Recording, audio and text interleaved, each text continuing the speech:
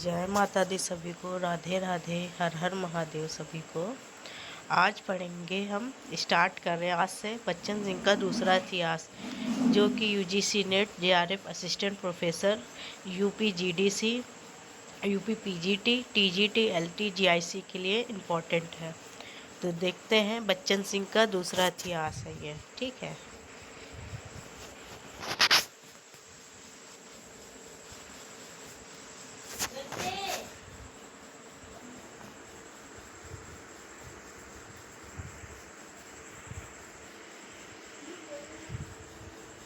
बच्चन सिंह की भूमिका देख लेते। दूसरा इतिहास की भूमिका आरंभ से ही कह दो ना, तो आचार्य शुक्ल के मतलब आचार्य रामचंद्र शुक्ल, हम आचार्य शुक्ल बोलते हैं, ठीक है, के इतिहास साहित्य का को लेकर दूसरा नया इतिहास लिखा जा सकता है, ना उसे छोड़कर। सन 72-73 में जब आधुनिक हिंदी साहित्य का इतिहास लिखने की तैयारी कर रहा था, तो मुझे कुछ वैसा ही एहसास हुआ। सन 1989 में मेरी एक पुस्तक आचार्य शुक्ल का इतिहास पढ़ते हुए छपी। उस पुस्तक को तैयार करने में मुझे उनके इतिहास के दोनों संस्करणों को अक्षरशः मिलाना पड़ा। उसमें मैंने लिखा, देखो क्या लिखा है। बच्चन से कहते हैं, नए इतिहास के लिए शुक्ल जी के इतिहास का एक चुनौती है। नए इतिहास के लिए शुक्ल जी का इतिहास एक चुनौती है। उनसे बहुत कुछ सीखने के साथ साथ उनके ऐतिहासिक पैटर्न को तोड़ना होगा। जब रचनात्मक साहित्य पुराने पैटर्न को तोड़कर नया बनता है, तो साहित्य के इतिहास पर वह क्यों नहीं लागू हो। नया पैटर्न बनाना खतरे से खाली नहीं है। नया साहित्य लिखने के लिए यह खतरा उठाना ही होगा। ये बच्चन सिंह कह रहे हैं, ठीक है। आगे देखते हैं। शुक्ल जी के इतिहास का संशोधित और परिवर्धित संस्करण सन 1940 में छपा था। उसके प्रकाशन के बाद 50 वर्ष से अधिक का समय निकल गया। इस अवधि में अनेक शोध ग्रंथ छपे, नई पांडुलिपि और उपलब्ध हुई, ढेर सारा नया साहित्य लिखा गया। नया साहित्य लिखने के लिए यह सामग्री कम पर्याप्त और कम महत्वपूर्ण नहीं है। यह भी धातव्य है कि शुक्ल जी का इतिहास औपनिवेशिक भारत में लिखा गया।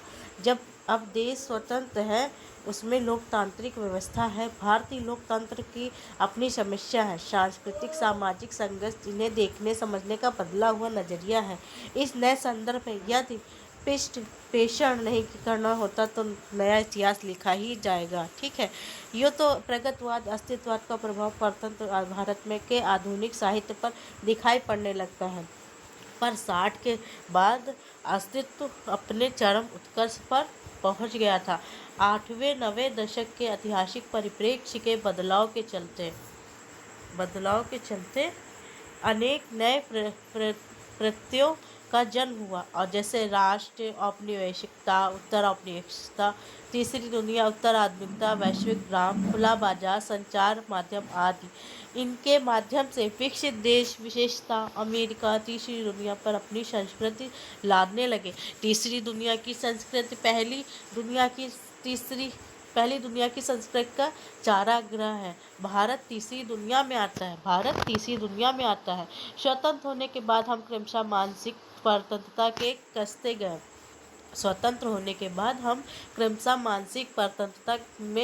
गए। जो काम मैकाले नहीं कर सका, वह बहुराष्ट्रीय कंपनियों, विदेशी अवधारणाएं, जीवन शैलियाँ कर रही थी। जो काम मैकाले नहीं कर सका, वह बहुराष्ट्रीय कंपनियां, विदेशी अवधारणाएं और जीवन शैलियाँ कर रही। इनमें कुछ प्रभावित, कुछ लोग पाश्चात्य संस्कृति का सृजन करने लगे। साहित्य सांस्कृतिक उत्पादन अब क्या था, विदेशी विषय वस्तु शैली को कोड ग्रहण किए जाने लगे, पर अन्य लोगों ने इसको स्वदेशी संदर्भों में जोड़ना और कुछ अपनी जड़ों के नए सिरे से खोजने लगे। परंपरा और आधुनिकता में टकराहट हुई और हो रही, यह शुभ लक्षण है। आधुनिक काल के 8वें-9वें दशक के साहित्य को इस परिप्रेक्ष्य में देखने का प्रयास किया गया। इधर टेक्नोलॉजी ने अध्ययन के नए नए उपायों का विकास किया। इसके फलस्वरूप नए पाठक का पुरानी कृतियों से नया रिश्ता बनता है। यह रिश्ता पहले के पाठकों से कृति का जो रिश्ता बना था, उससे भिन्न होगा। दोनों रिश्तों में एक प्रकार का मूल्यगत संघर्ष होता है। भाषा शैली रूपात्मक प्रयोग के भी इतिहास के आधार बनते हैं। इसे नए सिरे से अन्वेषित करने की आवश्यकता है, ठीक है। बदलाव के इस परिभाषा में इतिहास के काल विभाजन, नामकरण, मूल्यांकन में परिवर्तन होंगे। तो यह तो काल विभाजन सुविधाोपयोगी होता है। ट्रेवलियन का कहना है, इम्पोर्टेंट है, तिथियों की तरह कालावधियाँ पीरियड्स तथ्य नहीं होती। देखो क्या लिखा है ट्रेवलियन ने, कि तिथियों की तरह कालावधियाँ पीरियड्स तथ्य नहीं होती। वे अतीत की घटनाओं के संबंध में बनाए गए काम चलाऊ प्रत्यय कॉन्सेप्शन है। इससे विवेचना में सुविधा होती है, किंतु ये कालावधियाँ ऐतिहासिक विचारों को प्राय भटका देती है। काल विभाजन की अन्य शुक्ल जी ने फुटकर खाता खुलवाती है। शुक्ल जी से फुटकर खाता खुलवाती है। वास्तविकता तो यह है कि एक कालावधि में अनेक प्रकार की साहित्यिक प्रवृत्तियाँ होती हैं। उनसे या तो सह अस्तित्व होता है या टकराहट होती है। पहले आदिकाल, मध्यकाल, आधुनिक काल की संज्ञाओं को ले लें। इस तरह का काल विभाजन अब पुराना पड़ गया है। ना तो यह साहित्य इतिहासकार को मान्य है और न इतिहासकार को। इतिहास लेखक एक कालावधि को एक शीर्षक में बांध देता है। जैसे 600 से 321 ईसा पूर्व प्रजातंत्र राजतंत्र। साहित्य के इतिहास में यह भी पद्धति अपनाई जा सकती है और अपनाई भी गई है। आदिकाल का नाम भ्रामक है। इसमें बाबा आदम के ज़माने का आभास होता है। भाषा की दृष्टि से 1000 से 1400 ईस्वी तक का समय महत्वपूर्ण है। महत्वपूर्ण इसलिए नहीं है कि इसमें विभिन्न जातियाँ भाषाएं निषिद्ध हुई, बल्कि इसलिए कि उसमें अनजाने ही देसी भाषाएं अपनी जगह बनाने के लिए प्रयत्नशील थी। अपभ्रंश का व्याकरण देशी भाषाओं के व्याकरण से नहीं मिलता। अपभ्रंश का व्याकरण भी देशी भाषाओं के व्याकरण से नहीं मिलता। अब अपभ्रंश को कोई पुरानी हिंदी नहीं कहता, पर इस काल में अपभ्रंश काव्य का प्रधान था। यद्यपि राशो काव्य की अप्रामाणिकता सिद्ध हो चुकी थी, फिर भी उससे राजस्थानी के उदय का अंदाजा लगाया जा सकता है। सर पूर्व ब्रज भाषा की मामूली कृतियों का पता लगा है, पर प्रमाणिक रूप से 3 बोलियों का उदय देखा जा सकता है। देखते कौन सी बोलियां हैं? मैथिली अवधी खड़ी बोली, मतलब मैथिली अवधी खड़ी बोली। पहले के प्रयोक्ता विद्यापति है, मतलब मैथिली के प्रयोक्ता विद्यापति है। दूसरे मुल्ला दाऊद है। अवधी के तीसरे खुसरो है खड़ी बोली के, ठीक है। अतः इस काल को अपभ्रंश काल, जाति साहित्य का उदय कहना अधिक संगत प्रतीत होता है। मतलब इस काल को अपभ्रंश काल, जाति साहित्य का उदय कहना अधिक संगत होता है। बच्चन सिंह कह रहे हैं भक्तिकाल नहीं है, मध्यकाल नहीं। मध्यकाल सामान्यतः जकड़ी हुई मनोवृत्ति का परिचायक है। इससे आचार्य हजारी प्रसाद द्विवेदी है जब जप्ती हुई मनोवृत्ति कहते हैं। इससे आचार्य हजारी प्रसाद द्विवेदी जी जप्ती हुई मनोवृत्ति कहते हैं। मध्यकालीन चित्रवृत्ति में अंग्रेजी को मेडिवियल सेसिबिलिटी का अर्थ प्रविष्ट हो चुका है। अनेक अर्थों में यह नवजागरण का काल है। प्रथम नवजागरण डॉक्टर रामविलास शर्मा ने आधुनिक काल कहना पसंद करते हैं, अपने अंतर विरोधों के बावजूद। जिस सेक्युलर का शब्द आज बहुत जोर से दिया जा रहा है, वह अपनी मूल अर्थव्यवस्था के भक्त कवियों में मौजूद था। आज के अंतर्राष्ट्रीय धर्मोन्माद में जलते हुए लोगों को उस काल के भक्ति काव्य में सुकून मिलता था, और इस उम्मा से लड़ने के लिए आध्यात्मिक प्रेरणा। रीतकाल के कवियों में भी धर्मनिरपेक्षता का आहट सुनाई पड़ती है। भारत का इतिहास लिखने के लिए कुछ लोगों ने 800-1200 ईसा को मध्यकाल ठहराया है। इस दृष्टि से भक्ति काल मध्यकाल नहीं कहा जा सकता। आगे देखते हैं।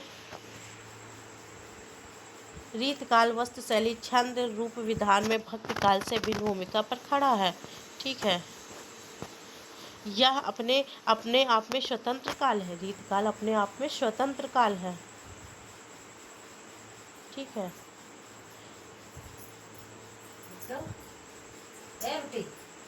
इसे उत्तर मध्यकाल कहना गणितीय भ्रमोत्पादन है। शुक्ल जी इसे 2 भागों में बांटते हैं, रीत ग्रंथकार कवि, अन्य कवि, ठीक है। अन्य कवि एक गोल शब्द है। इस कोटि में अर्थ की दृष्टि से हल्के कवि आ गए। घनानंद को शुक्ल जी ने रीतकाल के सर्वोत्कृष्ट कवियों में मानते, फिर भी उन्हें अन्य कवियों की बिरादरी में क्यों बैठा जाता है? यहाँ पर उनकी इतिहास दृष्टि में खोट दिखाई पड़ती है। ओह माय गॉड, खोट दिखाई पड़ता है, मजा आ रहा है।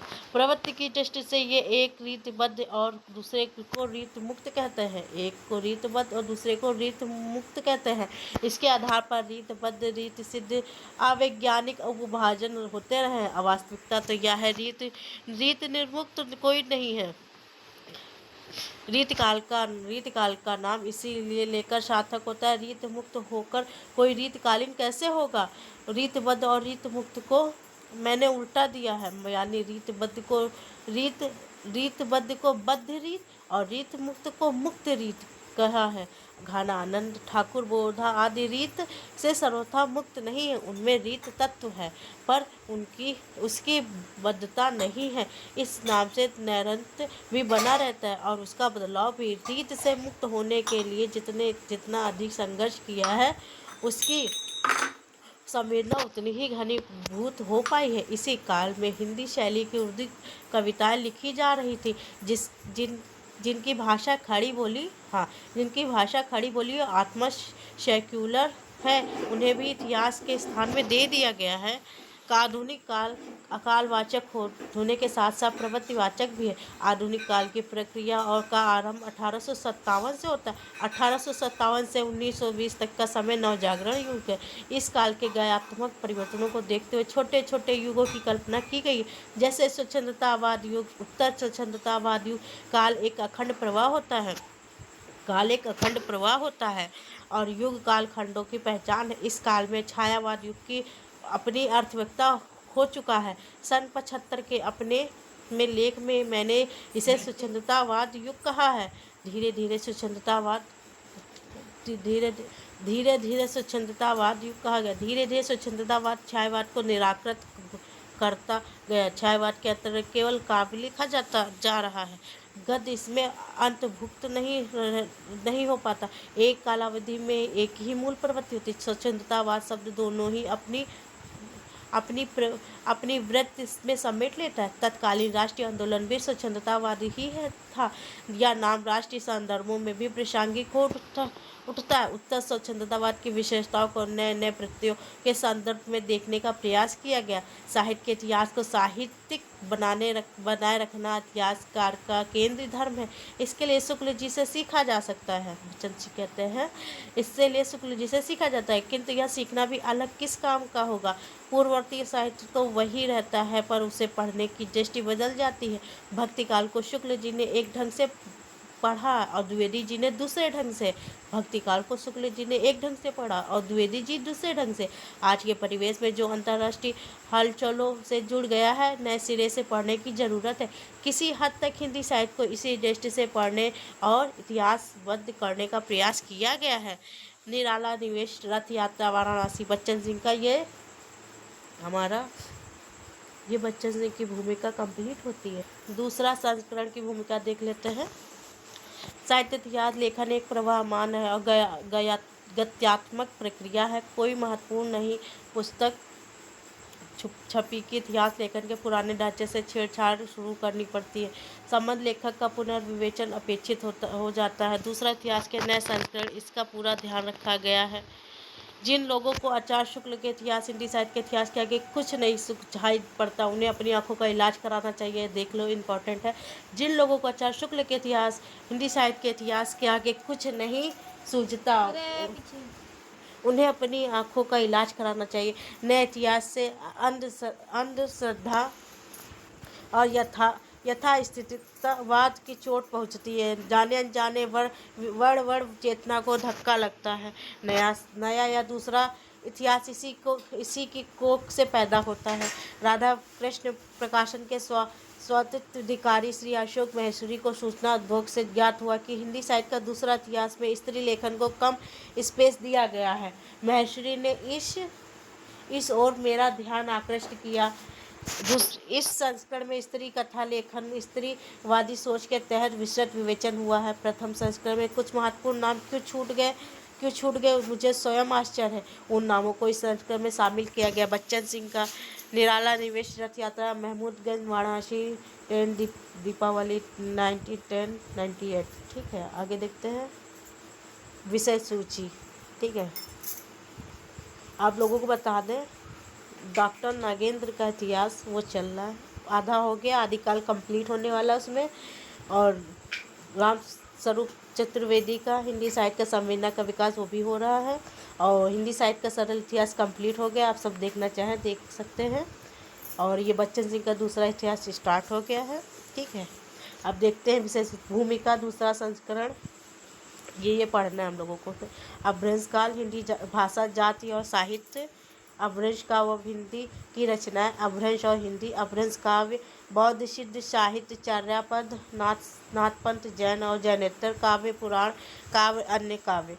श्रृंगार और वीर, दर्पपूर्ण काव्य, रासो काव्य। प्राकृत, प्रगल्भ और हिंदी कवि, हिंदी के जाति कवि, गद्य, अपभ्रंश, रिक्त। ठीक है, भक्ति काल का देख लेते हैं। 1400 से 1650 भक्ति आंदोलन।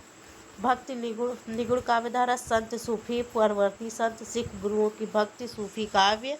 सगुण काव्य, पांच रात अलवार, सगुण निर्गुण द्वंद्व, कृष्ण भक्ति काव्य, अष्टछाप के कवि, मधुरोपासक कवि, संप्रदाय निरपेक्ष कवि, राम भक्ति काव्य, ऋषिक संप्रदाय, अन्य कवि, अन्य प्रवृत्तियां, रीत कवि, प्रेमाख्यान, दक्षिणी हिंदी की कविता, भक्ति काव्य के अंतर्विरोध। रीतकाल, नामकरण, सामंती, परिवेश, प्रेरणा, स्रोत। बद्ध रीत काव्य, रीत चेतस, काव्य चेतस, अन्य कवि। मुक्तक रीत काव्य, अभिजात वर्ग, स्वच्छंदता काव्यधारा, हिंदी की उर्दू शैली का काव्य, रीतोत्तर काव्य। वीर काव्य, भक्ति काव्य, प्रेमाख्यान, नीति काव्य, अंतर्विरोध। आधुनिक काल में देखते हैं नवजागरण। 19वीं सदी औपनिवेशिक भारत और हिंदी नवजागरण, खड़ी बोली। गद्य का आरंभी संकर, फोर्ट विलियम कॉलेज के बाहर के हिंदी अदालती भाषा, हिंदी नए चाल में ढली। निबंध, नाटक, उपन्यास, आलोचना, ब्रज भाषा का परंपरा, खड़ी बोली की कविता, सरस्वती का प्रकाशन, सरस्वती कलम के कवि, ब्रज भाषा का स्वच्छंद काव्य धारा। गद्य खंड, आलोचना, स्वच्छंदतावादियों, काव्य खंड, छायावाद, स्वच्छंदतावाद, जयशंकर प्रसाद निराला, पंत महादेव वर्मा। गद्य खंड, नाटक, उपन्यास, दूसरे उपन्यासकार, कहानियां, निबंध, आलोचना, समालोचना।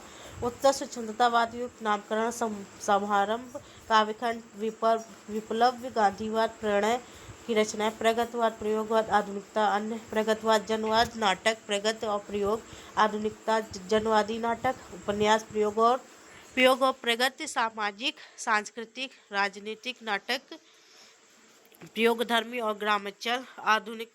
आधुनिकता, नव्य प्रगतवाद, जनवाद। उत्तराधुनिकता, कहानियां, ग्रामचल की कहानियां, नई कहानी, स्त्री लेखन की समांतर दुनिया, आधुनिकतावाद और प्रगतिशील दृष्टि, निबंध, आलोचना, संस्मरण, रेखाचित्र, यात्रा, आत्मकथा और जीवनी। आलोचना, मार्क्सवादी आलोचना, सठोत्तरी आलोचना, आधुनिकतावादी, मार्क्सवादी और पठ केंद्रित दलित साहित्य। ठीक है, और चलो ठीक, ये हो गया। अब आगे का देखते हैं अपभ्रंश काल, जो पढ़ना है। ठीक है, हिंदी भाषा, जाति, साहित्य, अपभ्रंश काव्य और हिंदी की रचनाएं। श्रृंगार, वीर, दर्पपूर्ण काव्य, प्राकृत, पैगलम, हिंदी कवि। ठीक, देखते हैं हिंदी भाषा, जाति, साहित्य। आधुनिक भारतीय आर्य भाषाओं के उदय के साथ साथ विभिन्न जातियों का उदय होता है। तमिल, तेलुगु, हिंदी, बांग्ला, मराठी, गुजराती, पंजाबी आदि। तमिल, तेलुगु, हिंदी, बांग्ला, मराठी, गुजराती, पंजाबी आदि। विभिन्न जातियां अपनी भाषा, संस्कृति, रीति, आचार विचार के संवर्धन और सुरक्षा के प्रति अधिक सचेत होती है। भौगोलिक स्थिति और ऐतिहासिक परिस्थितियों के कारण एक जाति का दूसरी जाति से संबंध होना अनिवार्य है, पर उसका जोर अपनी विशिष्टता बनाए रखने पर होता है। हिंदी अन्य भाषाओं से दो अर्थों से भिन्न है। क्षेत्रीयता के अर्थ में, भाषा समुच्चय के अर्थ में। अन्य भाषाएं एक क्षेत्रीय है, जबकि हिंदी बहुक्षेत्रीय है। अन्य भाषा एक क्षेत्रीय पर जबकि हिंदी बहुक्षेत्रीय है। यह हिमाचल प्रदेश, हरियाणा, राजस्थान, उत्तर प्रदेश, मध्य प्रदेश, बिहार तक फैली है। हिंदी जो भाषा है हिमाचल, हरियाणा, राजस्थान, उत्तर प्रदेश, मध्य प्रदेश, बिहार तक फैली हुई है। अन्य क्षेत्रों में एक ही भाषा प्रमुख है, तो हिंदी प्रदेश अन्य भाषाओं, बोलियों, राजस्थानी, ब्रज, अवधी, मैथिली, भोजपुरी, बुंदेलखंडी समुच्चय है। ठीक है, वाराणियों को इसे भाषा व्यवस्था कहते हैं। विभिन्न प्रकार के सामाजिक सांस्कृतिक संपर्क के लिए जो लोग इस व्यवस्था का उपयोग करते हुए हिंदी या हिंदुस्तानी है। ठीक है, प्राचीन मध्यकालीन आर्य भाषा, संस्कृत, प्राकृत, अपभ्रंश का क्षेत्र सार्वदेशिक था। प्राचीन मध्यकालीन आर्य भाषाओं, संस्कृत, प्राकृत, अपभ्रंश का क्षेत्र सार्वदेशिक था। जिस रूप में वे उपलब्ध है उस रूप में उनका व्याकरणिक ढांचा भी अलग था। इन भाषाओं में प्रादेशिक निष्ठा नहीं थी, किंतु जाति भाषाओं में यह निष्ठा बढ़ी। संस्कृत से प्राकृत, प्राकृत से अभ्रंश और अभ्रंश से उत्तर भारत निष्ठा बढ़ी। संस्कृत से प्राकृत, प्राकृत से अभ्रंश, अभ्रंश से उत्तर भारत की आधुनिक आर्य भाषाओं या जाति भाषाओं का विकास हुआ। ठीक है, ऐसा विश्वास किया जाता है। इसके लिए सिद्धांत भी गढ़े गए हैं। किंतु अब यह धारणा हिंदी या बांग्ला आदि अभ्रंश से निकली खंडित हो चुकी है। किंतु जाति भाषाओं के संस्कृत अभ्रंश से बहुत कुछ लिया है। हिंदी हिंदी ने उनकी विरासत को सबसे अधिक ग्रहण किया है। विशेष रूप से अभ्रंश की विरासत को शब्द उच्चारण तथा व्याकरणिक ढांचे के अलग अलग होने से अभ्रंश साहित्य को हिंदी साहित्य के इतिहास का अंग नहीं माना जा सकता, किंतु सांस्कृतिक नर्तन के लिए उसका अध्ययन आवश्यक है। हिंदी जैसा कहा जा चुका है, कई बोलियों भाषाओं का समुच्चय। इन बोलियों भाषाओं के व्याकरणिक ढांचे अलग अलग है, फिर भी वे शब्द समूह, सांस्कृतिक अभिव्यक्ति और रूप विधान के वैविध्य में भी जाति एक सूत्र में से जुड़ी हुई है। अवधी भाषा भाषी ब्रज समझ लेता है और ब्रज भाषा भाषी अवधी साहित्य। मैथिली साहित्य में भी ब्रजवासियों और अवध निवासियों के समझ में आ जाता है। ब्रज भाषा भाषी अवधी में लिख सकता है और अवधी क्षेत्र में रहने वाला ब्रजी में लिखता है।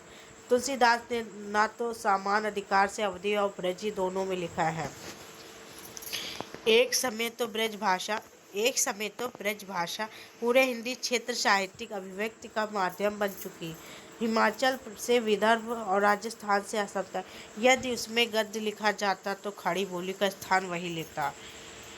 आज प्रत्येक भाषा भाषी क्षेत्र में खड़ी बोली साहित्य, संस्कृत, शिक्षा, पत्रकारिता, विचार में राजकाज का माध्यम स्वीकृत हो चुकी। इससे इसकी जाति स्वतः सिद्ध है। लेकिन इतिहास पर जोर देने वाले रूसी लेखक जब यह कहते हैं देखे जाते हैं कि हिंदी भाषा भाषियों की कोई निश्चित जाति चेतना नहीं, तो आश्चर्य होता है कि क्रुद्रियावत्से ने अपनी पुस्तक हिंदुस्तान में बिरादरी और जात पात में लिखा, हिंदुस्तान की आबादी की कोई निश्चित चेतना नहीं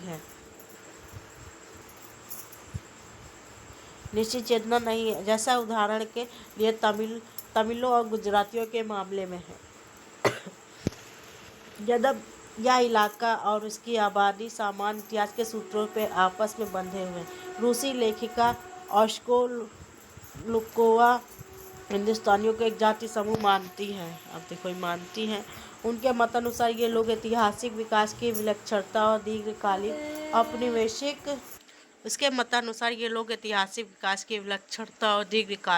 औपनिवेशिक दासत्व के कारण एक स्थिर जाति समुदाय का निर्माण नहीं कर पाया। विकास की विलक्षणता और दीर्घकालीन औपनिवेशिक दासत्व के कारण एक स्थिर जाति समूह का निर्माण नहीं कर पाते हैं।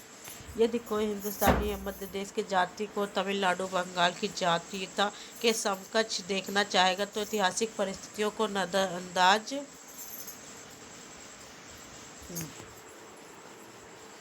कर बनाए गए सिद्धांत खोजने का प्रयत्न करेगा।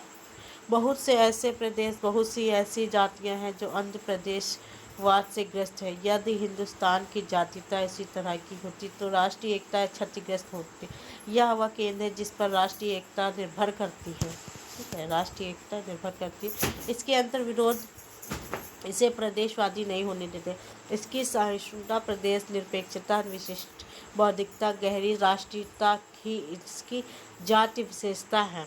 ठीक है, विदेशी आक्रमणकारियों के विरुद्ध यह जाति निरंतर वीरतापूर्वक लड़ती रही। सन 1857 के प्रथम स्वतंत्रता संग्राम का मुकुट इसी जाति के माथे पर बंधता है। भक्ति आंदोलन अपने अंतर्विरोधों के बावजूद सामंत के विरुद्ध इतने प्रखर रूप से इस क्षेत्र में उदित हुआ, पर आर्थिक दृष्टि से हिंदी के क्षेत्र पिछड़े हुए। जातिवाद का बंधन बहुत कम शिथिल हुआ है। भक्ति आंदोलन अपने अंतर्विरोधों के बावजूद सामंतवाद के विरुद्ध इतने प्रखर रूप से इसी क्षेत्र में उदित हुआ, पर आर्थिक दृष्टि से हिंदी क्षेत्र के पिछड़े हुए। जातिवाद का बंधन बहुत कम शिथिल हुआ। इन व्यवधानों के हटते ही इसकी जातीयता की भूमिका अपने क्षेत्र के लिए ही नहीं संपूर्ण देश के लिए महत्वपूर्ण होगी। प्रादेशिकता की संकीर्ण सीमा से बंधा मध्य देश की प्रवृत्ति कभी नहीं रही। 9वीं शताब्दी के अंत में राजशेखर ने काव्य मीमांसा लिखा। गौड़ आदि देशों के कवि, संस्कृत में लाट देश के कवि, प्राकृत में मरुभूमि और पंजाब के कवि अपभ्रंश में अधिक रुचि रखते थे। अवंतिका, परयात्र और दशपुर के आदि प्रदेशों के कवि भूत भाषा का अधिक प्रयोग करते थे और मध्य देश के कवि यो मध्य देश निवासित सा कवि सर्वभाषा निषण। उसे किसी भाषा विशेष में रुचि नहीं, वह सभी भाषाओं में समान रुचि रखता है। मध्य देश की माटी का ही गुण है, वह अपने लोगों को उदार बना देती है। संभवतः राजशेखर ने भूत भाषा का प्रयोग अवंती और दसपुर की लोक भाषा के लिए किया। विधानतः भूत भाषा के कवि विट, बहेलिया आदि के बीच बैठते थे, अतः ऐसे कवियों की भाषा जनभाषा हो सकती। किंतु उत्तर भारत में, जो सामान्यतः हिंदुस्तान भी कहा जाता रहा होगा, कि लोक भाषा 11वीं 12वीं 13वीं शताब्दी हिंदवी या हिंदी कही जाती थी। लोक भाषा 11वीं 12वीं 13वीं शताब्दी में हिंदवी या हिंदी कही जाती थी। इन शब्दों का प्रयोग मुसलमानों ने किया।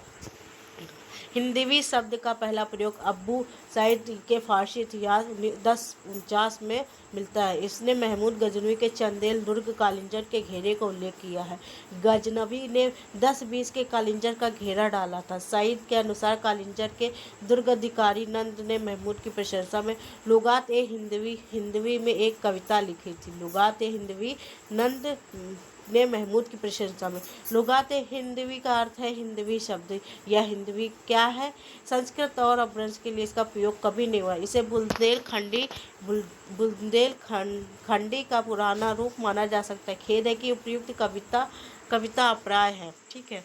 प्रसिद्ध जीवनी लेख ओफी 13वीं शताब्दी ने बताया कि लाहौर के यमनी राज्य के फारसी कवि मशहूर सलमान 1050 ने हिंदी या हिंदवी के एक दीवान में लिखा है। संभवतः यह लाहौरी बोली में लिखा गया होगा। अमीर खुसरो 1253 1325 में हिंदवी शब्द का प्रयोग किया है। तुर्क हिंदुस्तानियम वन हिंदवी गोयम।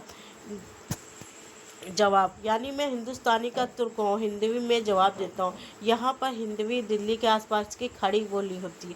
बाद में इसी को हिंदी कहा जाने लगा। खड़ी हिंदी का इतिहास भी कम लंबा और रोचक नहीं। हिंदी के दो अर्थ हैं। हिंदी के देश के निवासी, हिंदी भाषा। हिंदी के देश के निवासी, हिंदी भाषा। हिंदी के निवासियों को इकबाल ने हिंदी कहा।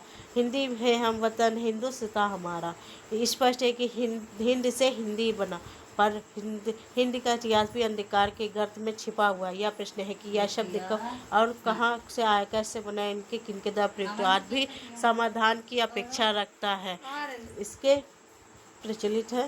संबंध में दो मत प्रचलित है। प्राचीनतावादी पंडितों का मत और भाषा वैज्ञानिकों का मत। पहला मत हिंदी या हिंदू को संस्कृत सिद्ध कर देता है। मेरुतंत्र नामक संस्कृत ग्रंथ में मिलता है। हिंदू धर्म प्रालोपतारो जयंते चक्रवर्ती हीनश्च दुष्यस्तेव हिंदू त्रिचते प्रिय। ठीक है, आगे देखते हैं। अर्थात हिंदू का अर्थ हीनों के दूषित करने वाला और हीन का अर्थ है म्लेच्छ। पेरुतंत्र सांप्रदायिक ग्रंथ मालूम पड़ता है। यूरोपवासियों के यहाँ आने पर लिखा गया है। इसमें एक स्थान पर फिरंगी शब्द का प्रयोग हुआ, अतः इसकी प्रामाणिकता स्वतः खंडित हो जाती है। संस्कृत प्राकृत अपभ्रंश में इसका प्रयोग कहीं नहीं किया गया है। ठीक है, अब इसको नेक्स्ट क्लास में देखते हैं। जय माता दी, हर हर महादेव।